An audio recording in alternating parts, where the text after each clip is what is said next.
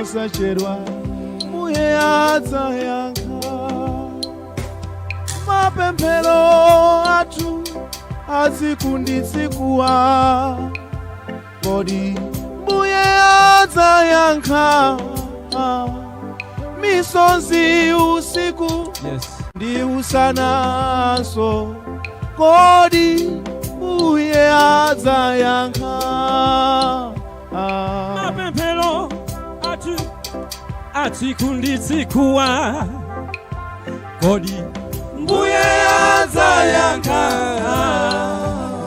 misonzi usiku ndi usanaso kodi Mbuye wathu adzayankha adzayankha azatiyankha ife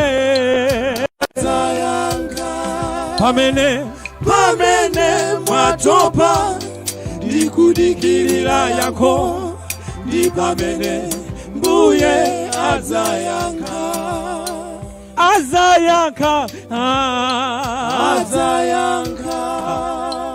azatiyankha ife pamene mwatopa ndi kudikirira yankho ndi pamene Mbuye adzayankha. Hallelujah.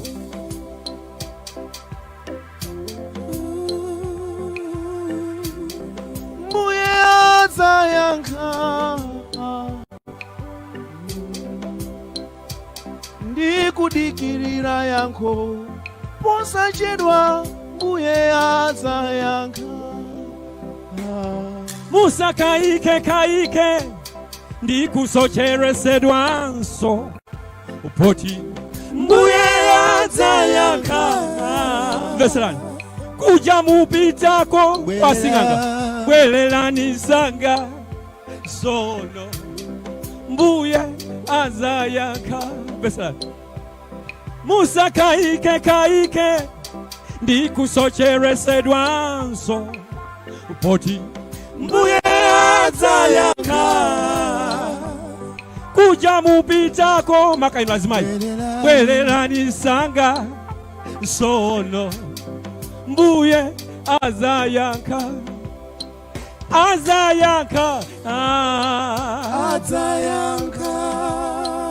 adzakuyankha linu pamene mwatopa ndi kudikirira yankho ndi pamene Mbuye adzayankha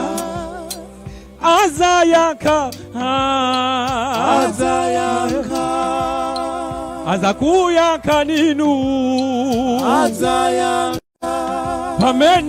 pamene mwatopa ndi kudikirira yankho ndi pamene Mbuye adzayankha musadandaule ndi ukhalamba wanu matenda kufupika kwa moyo veserani zonse mwini wake zili mchanelo posachedwa Yesu adzayankha veserani musadandaule ndi ukhalamba wanu matenda kufupika kwa moyo zonse mwini wake zili mchanelo posachedwa Yesu adzayankha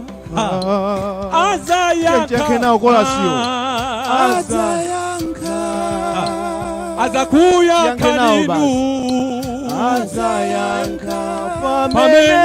pamene mwatopa ndi kudikirira yankho ndi pamene Mbuye adzayankha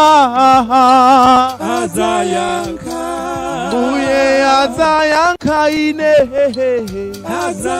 koma pamene mwatopa ndi kudikirira yankho ndi pamene Mbuye Sindi kumveka abe kuliwa azayankha mbuye azayankha ine koma pamene ndikudikirira yako ndipamene mbuye azayankha. Haleluya. Timanena kuti pamene watopa ndikudikirira ndi pamene Ambuye atazatani atazayankhe. Ndiye musanene kuti pamene mwatopa iya iwe ulibe zovuta iwe. Ukati pamene watopa kumusonya zako iwe ulibe vuto. Mulinalo eti? Ndiye alesa zina kuti pamene ine ndatani ndatopa ndikudikirira ndifuna Ambuye azatani anditani andithandiza ndiyankhe. Azayankha sindikumvania azatiyankha ife azayankha pamene mwatopa ndikudikirira yankho ndi pamene mbuye azayankha.